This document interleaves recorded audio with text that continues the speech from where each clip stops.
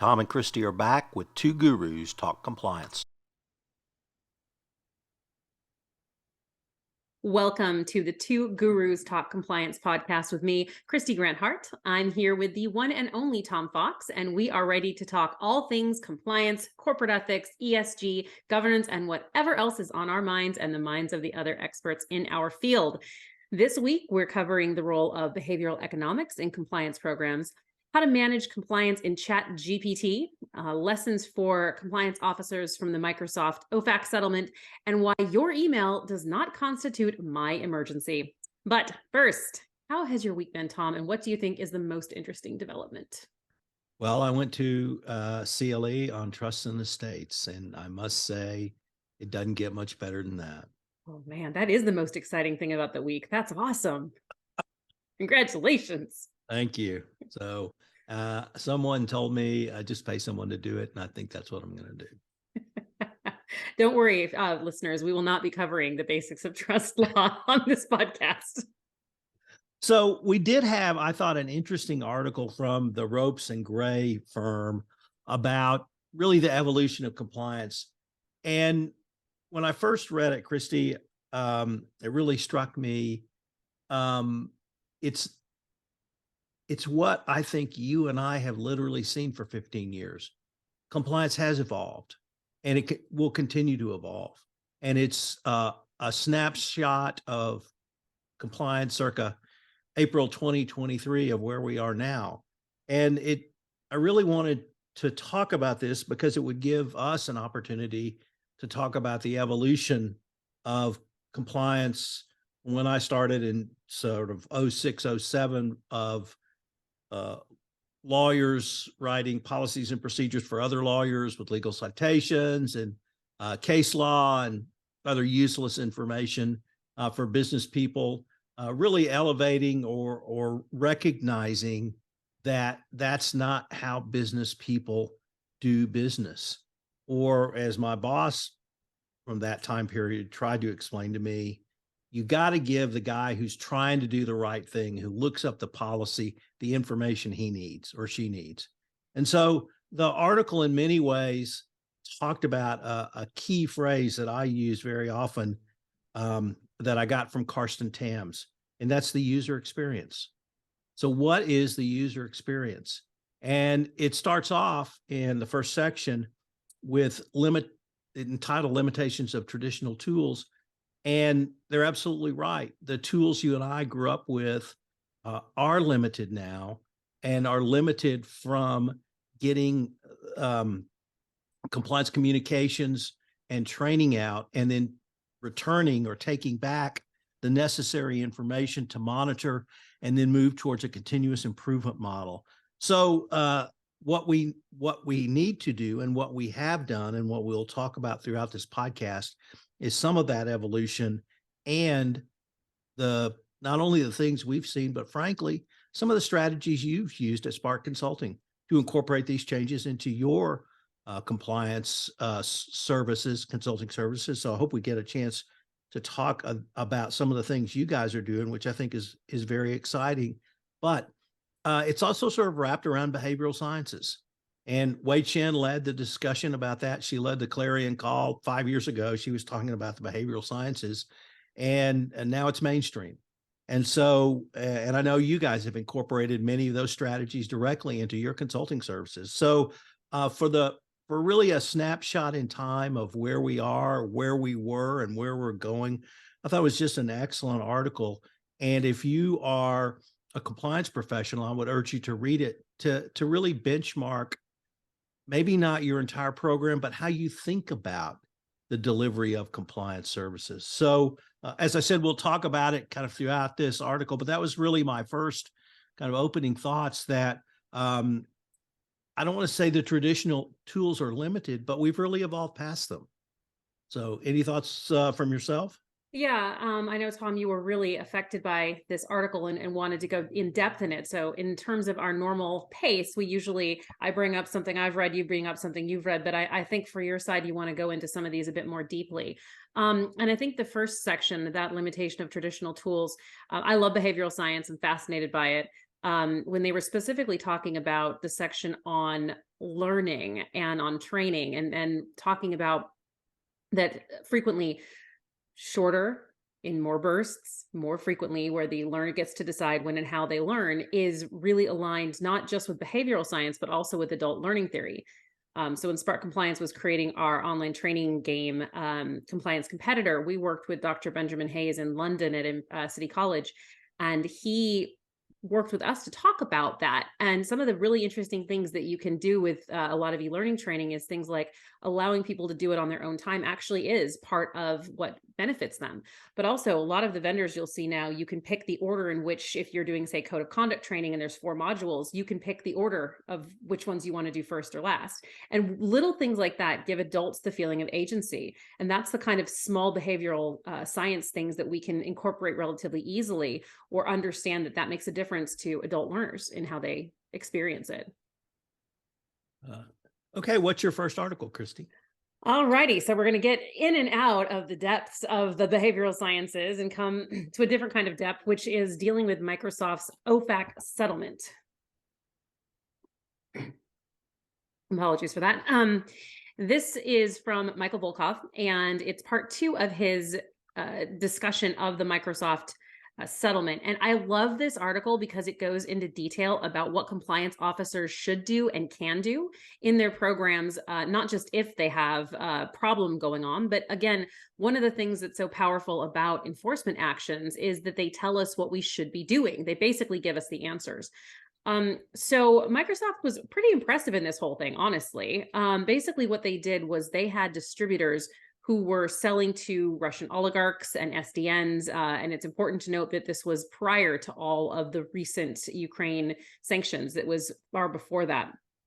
And over a period of 7 years, they managed to sell more than $12 million in software being exported from the US to these SDNs or blocked periods. They found this when they were doing their own self-initiated investigation, essentially what they call the look back. So they performed this investigation, voluntarily self-reported, and then went into updating that whole sanctions compliance programs. And that resulted in something I thought was kind of amazing, Tom, a $3.3 million joint penalty. That seemed very, very low to me. Their remediating actions were a veritable like bingo of compliance actions. So if you get out your card and you got your stopper, improving governance, check, requiring contracts to be cleared by a high-risk deal desk for Russia, check. Implementing an end-to-end screening process with recurring screening, check. Additional training, check. And this one I thought was interesting. They hired additional internal investigators to review and research potential SDNs when third-party hits identified by software require a person. So lots of help. And the last one I thought was really interesting. They adopted a 3-line of defense model for the program. Fun fact, Tom, I'm sometimes asked about this and everyone thinks that this is just everyone has it, right? And the answer is no, some do and some don't. But the fun fact is that it was developed by KPMG in the 90s for HSBC Bank. So the 3-line of defense is, the first line is the business, they own compliance. The second line is compliance, legal, and the functions that give the guardrails and the program. Third is internal audit that checks it. Isn't that interesting? So what do you think? I think Microsoft did a great job with this remediation, and that their fine and self-disclosure is trying to send a commentary to the market, especially since this is related to Russia specifically. Not the most recent ones, but it's still Russia. Tom, do you think that's an accurate representation of what OFAC was trying to do with this settlement? So I looked at this in a little bit different light. In my last corporate position, I was general counsel and chief compliance officer. And for my sins, was appointed export control officer. And so I had to learn export control. And this was in the energy industry. A large part of our business were what was called spares. It was spare parts and parts to engage in routine maintenance on structures on offshore oil rigs. And it pretty quickly became clear to me we had no idea who the end user of these spares were. We had distributors who were selling our products across the globe, and we had no idea. And that meant I had to learn the ECCN classification system, because I had to see if we were selling military grade or other materials. which was a journey in and of itself. But that basic lesson is what I saw here in the Microsoft case. And it really led me to want to explore with you, Kristy. We talk about obviously distributors in an FCPA context. This is an export control context, but I'm beginning to think distributors or that type of business model may be more or at least as high risk as third-party commissioned agents. Because with a third-party commissioned agent, you are shipping your product to another purchaser. So you at least have some visibility into that. But with a distributor, you don't have any. And unless you have the right to get an end user certificate or something else, you may never know where your product is going. And so Microsoft ran into that problem. Now they corrected it. This was, as you said, a long time ago, and they self-disclosed and corrected it. So kudos for that. But I'm beginning to think we need to talk about distributors in a higher risk vein than we typically do. I've also was in the legal department of a software company, and that's a standard software company model in most of the world. So if you are selling in Europe, if you're selling in the Middle East, if you're selling in APAC, your stuff may be going places that are sanctioned or that the U.S. government is watching. And it can be as simple as a Word doc program. And that's going to get you in trouble. So I would, when I read this, what struck me was compliance professionals need to look at their sales models and see if they're using distributors. This is all wrapped around an issue that I faced way back then, which was we all assumed if you're a distributor, you're taking risk of loss and title. So not my problem. Well, guess what? It is your problem. And Microsoft proved that. To the last point you raised around the relatively low fine and penalty, I'm going to contrast that with the announcement this week by the Department of Commerce that if you don't self-disclose now, you will get an uplift in your penalty. That's very different from saying you won't get a discount. So Treasury is and Commerce are very serious about export control violations. And you as a compliance officer, if you have an export control director, you may need to go down and talk to them, but you need to look at your distributor model and see if there are any possibilities that what happened to Microsoft or what happened to me way back when could be happening to you now, because you may find the Taliban are using your software, hardware, or anything, and the U.S. government will not cut you much slack anymore. I think it's incredible because I love everything you just brought up. Nearly all of our clients, even when you're still talking about anti-bribery risk, they say, well, the distributor is responsible for the distributor's business, right? And so, hold on, step back for a minute. If we're adding another layer of challenge, I think one of the things that the clients are always struggling with is at what point is it just more cost effective for me to set up my own office there? And if that risk balance shifts again from not just the bribery element, but the export control and the sanctions and the SDN and all the rest of it, at some point, we may actually see a shift away from as many distributor models as we have. It'll be interesting to see. One of the most prescient remarks I heard along those lines was Jay Martin, who was a longtime CCO at Baker Hughes in Houston, said, if you have an agent or a distributor, you have physically someone between you and your customer. There's a business reason not to do it, which you just described. You want to have a direct relationship with your customer.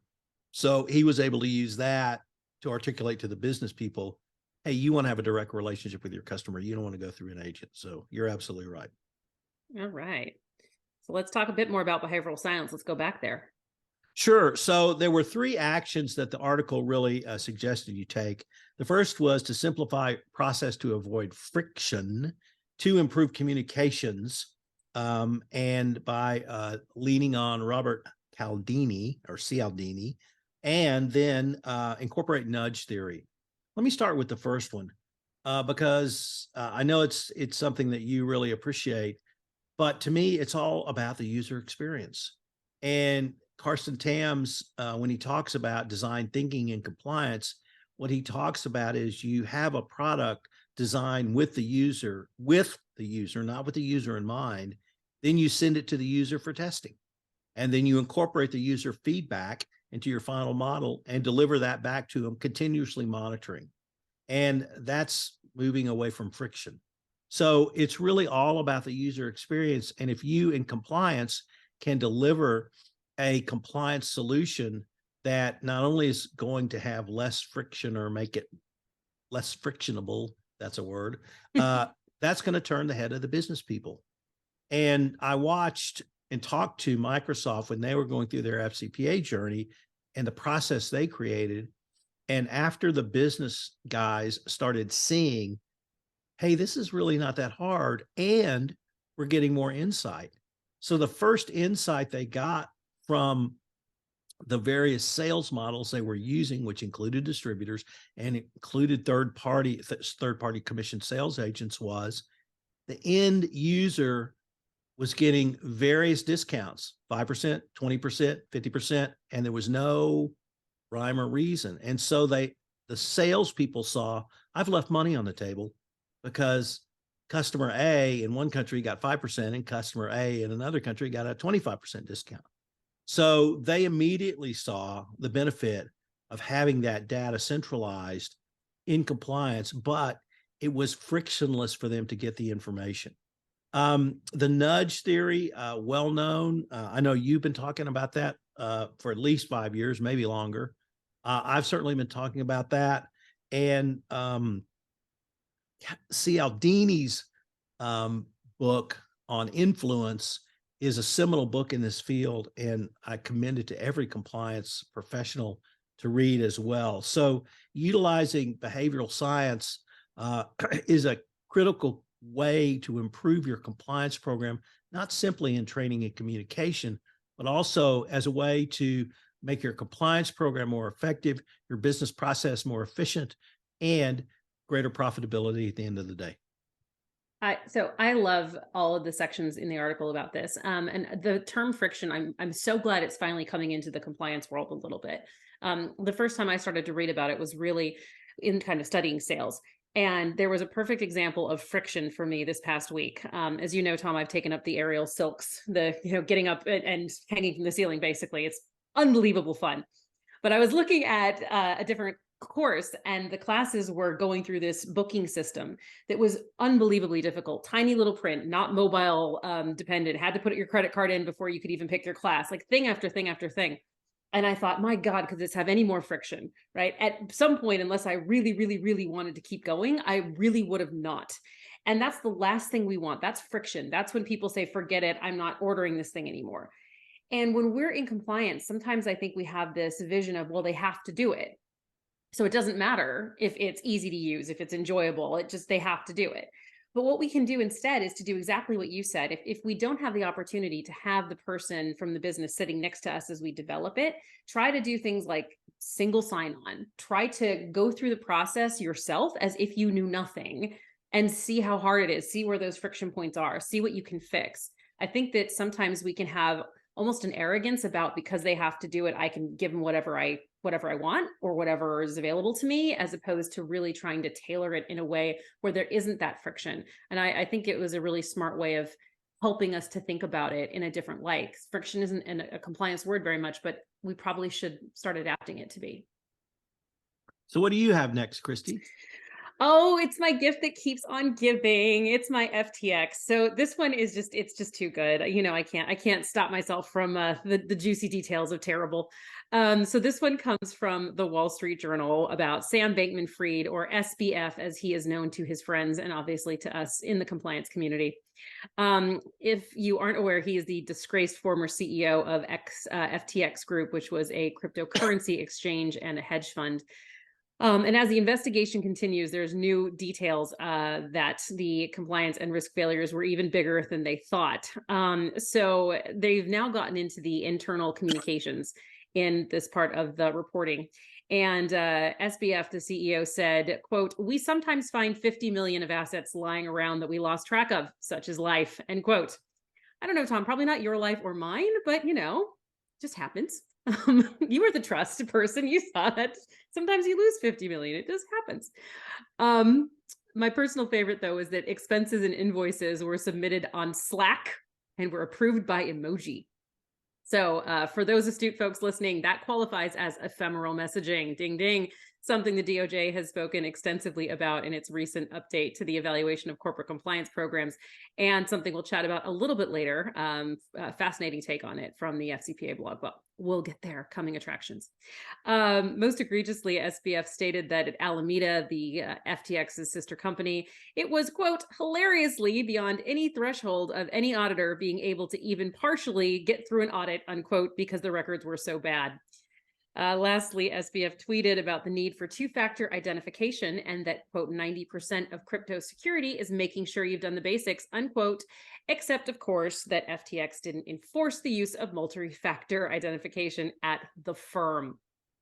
So, Tom, we have seen some companies in bad shape in our consulting and legal careers. So if someone came to you with a situation even a little bit like this, where would you tell them to start if they were at a company having these kind of problems? You know, I read this article when it came out and I reread it for our chat today. And the more I thought about it, well, to answer your question, I would probably turn and run away as fast and as far as I could. Yep. But this is just the most childish behavior imaginable. They make Roman on Succession look like a business genius. And literally the quote you read about 50 million, that was directly out of the article. Really? They got to play with $50 million? Where were the auditors? Where were the investors? As I recall, 6 months,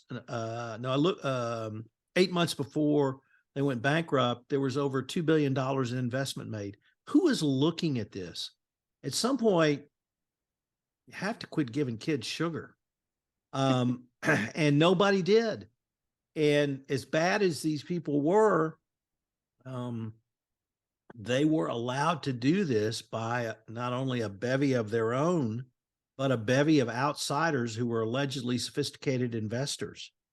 And the other quote was, no one would ever be able to audit. Yep. As far as the approving expenses by emoji, actually, that one didn't offend me because I just thought, well, they're using a code and it happens to be an emoji. But this was just not kids at the grown-up table. This was kids given the full meal and just went crazy and nobody was there looking. And how did Sam Bankman-Fried hornswoggle the world for as long as he did? All I could think of was just a cartoon of kids running around, either lighting their cigars with $100 bills or something equally inane. It's just almost beyond belief to me. It's going to be such a good movie someday. I mean, it's going to be. I don't know that I'm offended by approving by emojis on Slack. I just find it so amusing, the idea that you get, a thumbs up or something like that for what was described sometimes as $1 million expense reimbursements. Like, yep, no problem. Okay. All right, well, let's move back into culture because and behavioral sciences, getting out of the culture of the SBF world and back into more normal kind of companies. What are we looking at here, Tom? And this was a section, Kristy, that I found perhaps the either most important or most useful because it's something that compliance professionals are struggling with literally to this day, which is a challenge of measuring culture. And they suggested some reflection and action points, which I'm going to read.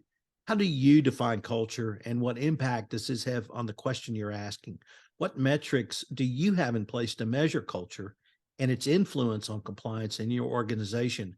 And how can you use a mix of qualitative and quantitative methods to capture the richness and nuance of your own culture?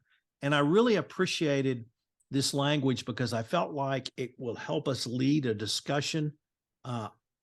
There are some metrics that I've talked about over the years and used, but I think we really need to come up with a broader and richer set But this section started with listen. And you can't get much better than that when it comes to being a compliance professional, whether you're a CCO, whether you're the 30-day newbie. If you listen, people will begin to talk to you. But this I thought was really interesting, and it gave me a way to think about maybe some new ideas. And the overall theme of this article about the evolution of compliance, or where we needed to be now, or where we are now, rather, I thought this section encapsulated it as best as any other section, and it really was thought-provoking. And I think if we can start this dialogue and start it today, start it at conferences, start it in your blog, my blog, wherever we can talk about it, I think it's going to lead a discussion that's really going to help compliance move to really a new level, as much as data-driven compliance has given us that ability. I agree with you completely. I think culture measurement is really hard. I thought one of their examples was really smart. It was talking about the difference between, quantitative, which is basically numbers driven, versus qualitative, which is experiential and what people tell you. And they said, look, it's very valuable to understand how many speak up complaints you get and to look at the trends for those. But you should also try to find someone to give you a narrative of what people think of whether or not there's retaliation. And I was thinking about ways that you can do that, because frequently your culture surveys, if you're lucky enough to do one, they're fabulous and you can get that information. But you're going to want to see if you can find somewhere where there's open text fields to ask people what they think. You can also do things as simple as a focus group, right? Call some people, get them together, ask them what they think. You're never going to get everyone's opinion that way, but that's not really what qualitative is about. It's getting enough depth to understand what the real experience is. So I think that it takes a bit more creativity sometimes to get that information, and a bit more trust that you're getting enough opinions to be important. But I do think thinking of it as this dual way of considering culture was a really intelligent way of considering it that they brought forward. So you had a little email kerfuffle for us. I was basically standing up and cheering for this article. So this comes from the New York Times and author Adam Grant, who I think you probably read some of his books. They're quite famous books. But he had a guest opinion piece titled "Your Email Does Not Constitute My Emergency." And it starts with an anecdote about how he sent an email to a colleague that was going to be at a conference that whole day. And then in the evening, he received a reply that began, "Sorry for the delay in responding." And Grant thought to himself, like, this is crazy. She was at a conference all day. I didn't need this. It wasn't an emergency. Like, why is she apologizing? And he starts to talk about the madness of the always on, always respond culture. But instead of just complaining, he had really interesting insights about it. So he was talking about how, from an emotional perspective, most of us, when someone responds quickly, we go, "Oh, they care about me. I'm important. I'm someone they respond to," like that, right? But he said, actually, if you just get quick rote responses, it may be the opposite, that people aren't considering what would serve you best, or really considering your problem, your question, anything substantive, that they actually should think about it more. And he finishes with this bemoaning of this trend that I have seen that makes me nuts, especially when it's unsolicited email or from like somebody I don't even know, that then says, "Bumping this up to the top of your inbox." And he got so mad about it. It was fabulous. He basically said, "Excuse me, I'm in charge of my inbox. You are not in charge of telling me what should be at the top of it. I am in charge of that. And by you trying to take that from me, I'm really not interested in you." And then he said, "Listen, we all have to remind people sometimes. So instead of bumping this up in your inbox, say something like, 'Just wanted to verify that you've received this,' because at least at that point, it puts the agency back with the individual." So I just love that. And he finishes with a call to action to kind of make things more sane. I remember, Tom, I don't know if you've had this experience. When I was in my big lot, Gibson Dunn, we had a partner that I absolutely loved, who allegedly slept with her BlackBerry on her chest or under her pillow to wake her up to answer emails the whole night long. We've gone a bit crazy. I know you must have a thought about this. What do you think about all of this? Well, it probably is not going to surprise you to hear I have different thoughts on this. Okay. Um, I've not slept with my BlackBerry. You bumping this up in my email box? I'm going to bump this up. First of all, this is actually a direct outgrowth of the pandemic, because during the pandemic, I'll just talk about me. I had nothing to do except sit at my computer and beaver away, literally. And so when I got an email in, I answered it right then. So I set expectations of behavior that if you send Tom an email, he's going to answer it, really just like that. And my response to people was, look, if you send me a question and I'm sitting at my desk, I'm going to answer it. I'm going to stop what I'm doing. I'm going to answer your email. Now that's on me. But that behavior has continued post-pandemic. And the first people I saw the bumping up language were actually comms people and PR people. So it wasn't compliance people, or it wasn't, clients paying. We're usually more clients. polite than that. Yeah. And so I started seeing that a little before the pandemic, because I deal with a lot of comms people because of my podcast network. But the answering, that's, and I'm a whole lot more offended when someone says, oh, just checking to see I got your email. Well, I got your effing email. Leave me the bleep alone. I'm going to answer it when I choose. We're back to I'm going to answer it when I dang well choose to. But yeah, and you just went to the bottom of the list. So, that I think that's just an outgrowth of where we were when we were all stuck at home. And like I said, my wife and I were there 12 hours a day and just beavering away. And we'd watch TV at night, and we'd go pick up groceries with, drop off groceries at the grocery store, and then eat dinner at home.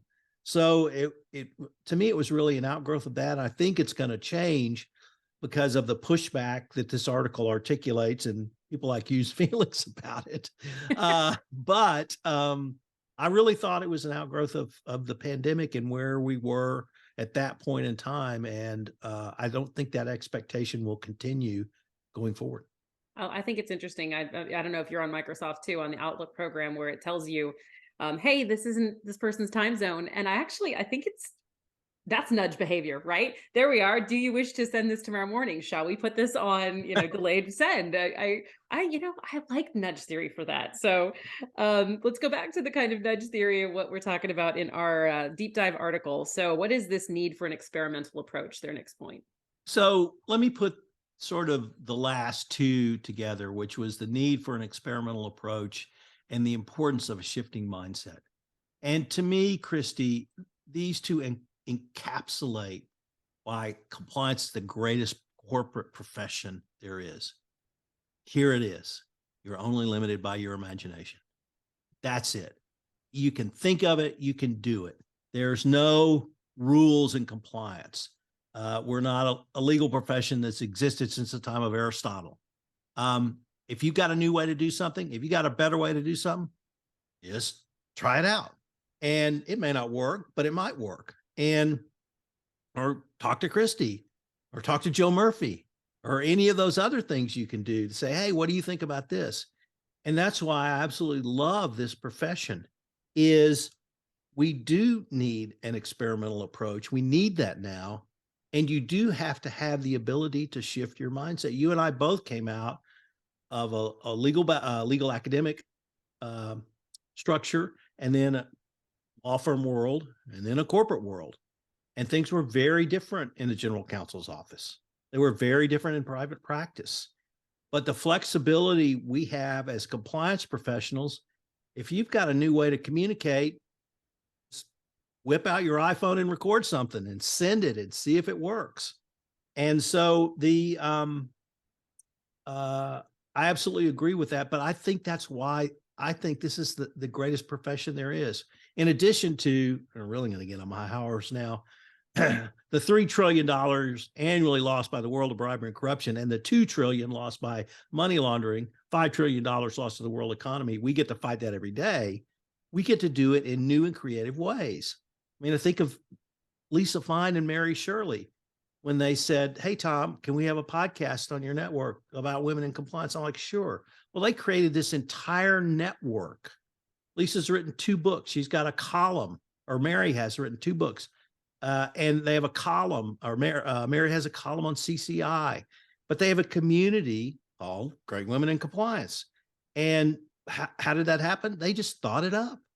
And so whether you are, it doesn't matter where you are in terms of the profession, you have the ability to try new and different things. And this article certainly advocates for that. But I don't think you have to tell compliance professionals anymore, you've got to shift your mind. I think the days of hidebound lawyers doing lawyer things in compliance are long gone. And that it's just, I mean, you guys, Spark Consulting, have come up with some incredible innovations.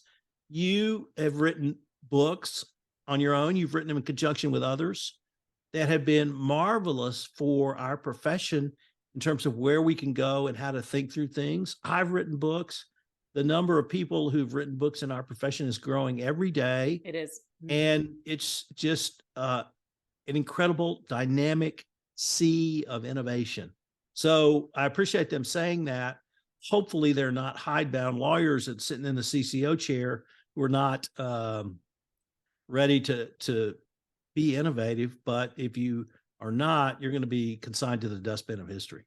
Well, so I really think it's important to note in the 5th piece of that. So you were talking about 3 and 4 and 5 together, which I think is a smart way of looking at it. They talked about element of risk. With any kind of experimentation, there can be risk and the possibility of failure. And one of the reasons the hidebound lawyer thing is so comfortable is because everyone knows that's what it can look like and that's accepted. When I was reading about their sentiment that you just have to accept that some things will or won't work and being comfortable with that, it made me think of my mother. She used to have this thing called a KFO, which stood for Kathy's Famous Outings. And it meant that she'd pick something, no one knew if it was going to be good or not, right? It would be like, I don't know, Easter Bunny costume contest at Y, whatever. And you could go and it could be great or horrible. But because it was put in this context of it's a KFO, you didn't go with expectation, you went with an open mind. So we've adopted that in my house. There are KFOs that are now Kristy's Famous Outings. And I think it takes a little bit of that energy away of the risk. So perhaps if you're going to try to take on some of this behavioral science theory, if you're going to be risky, if you're going to record things on your iPhone to see if it works and get them out there, I think it helps to kind of frame this as an experiment. And maybe even with your executive saying, you know, we're going to try to push the boundary a bit and make this more engaging and more interesting. We'll see what the response is, but allow that space to be there for people to take those risks. Yeah, absolutely. Absolutely. And it's not going to hurt to fail because you're going to have guardrails in place to protect you. And hopefully your senior management understands that because they're business people and they're used to taking risks, and not all risks are successful. So I just think we're in the most fabulous profession there is, and there's room for growth, there's room for innovation, and there's room for experimentation. Yeah, well, so I'm gonna finish on a slightly more controversial point of view from the FCPA blog. But first, shout out to Mary and Lisa, who I love both so much. We love you. You're fantastic, and Great Women in Compliance has been a truly beneficial thing for the profession and continues to be. So shout out to them. Okay. So the last thing I wanted to talk with you about, Tom, is this article that I found so interesting. It basically crystallized a bunch of random thoughts I'd had and couldn't quite put into play of why this is a problem. And the article comes from Billy Jacobson and Allen and Overy, and he wrote that new DOJ policies about messaging apps and clawbacks threaten compliance department standing. And what he basically said was that the real life implementation of this ephemeral messaging policy, that the DOJ is saying, look, you know, you need to have a policy on WhatsApp /Signal /Slack Snapchat, whatever it is, the disappearing messages. You need a policy in place basically to collect them, and or to not use them, and or to have them be auditable or searchable if we come in here. And basically he said that there's so many problems with this, like with the bring your own device stuff, that this is fraught with privacy issues. That was his language. And that the author considers how awful the experience of a compliance officer trying to police people's phones and their conversations would be when they're taking their time away from doing their actual work or investigations to try to manage something that may never come to anything or be in fruition. And he finishes with this great visual where he talks about a compliance officer looking at an executive, and the executive says, "I'm sorry, wait, you're telling me that I can't answer my client's WhatsApp message? Like, are you really saying that?" And basically, Jacobson finishes with, "This is dangerous. You are taking standing away by looking like an anti-business freak, essentially, somebody who's trying to control things that are really uncontrollable in this day and age and violate the expectations of business norms." That's a lot to say. What do you think of this, Tom? Well, first of all, when Billy Jacobson speaks, you have to listen because Billy Jacobson was the CCO who got Weatherford through their oil for food and massive FCPA violations. So Billy Jacobson, when he speaks, I always listen. I don't really, having said that, I'm not as concerned as Billy is, but the points he raised are absolutely valid. The DOJ and SEC have not really given us any specifics. And the problems we have right now are, as you have articulated, and you really didn't even go into, what about GDPR? What about, the yes. privacy on your phone? And right now, the only thing I can see is everybody in the company has a work phone and a private phone. Now, if you got 10,000 employees, do the math. 100,000 employees, 150,000 employees. How many countries are they on? I mean, exactly. So that's probably not a viable solution, or it's not a solution that CEOs are going to be willing to engage in. But the DOJ, the SEC had $2 billion in settlement the last week of September before the end of the fiscal year in 2022 for companies that actually had policies in place around ephemeral messaging. It's a part of business, and we're going to have to figure that out somehow. Because if you find yourself in an enforcement action and people's cell phones start getting imaged, if they can be imaged, because it may be you can't image them because they're personal BYODs. So it's a huge problem. I think it was 2017 or 2018. I was going to Brazil, and I was booking through a travel agent, and she said, "Oh, just send me your credit card information through WhatsApp." And I screamed, "What?" And that's just how they did business. Okay. And that's how a lot of the world does business. And we're going to have to adjust. So you cannot be Dr. No from the land of no. You cannot be the Department of Business Interruption or Business Denial. We, I would say you, but we are going to have to figure this out. And the quicker we can come up with a solution, the better. There are policies and procedures out there you can draw upon, but you're going to have to figure out a way to monitor it going forward. So I don't pretend to say this is going to be easy or simple, but it is going to be something that compliance has to figure out, because this is, as you said, a business reality literally across the globe. And when you start to figure it out, make sure you use frictionless applications and you nudge theory people into doing what they need to do, because that will make it better, faster, and easier. Right, Tom? Absolutely. Fantastic. Thank you so much for joining us this week. We look forward to talking to you all again soon. Thank you. And I can't wait to see what next time brings. If you enjoyed this episode, I hope you will subscribe or rate and review this podcast wherever great podcasts are listened to. I hope you will join Kristy and I again in a couple of weeks, where we have another episode of Two Gurus Talk Compliance.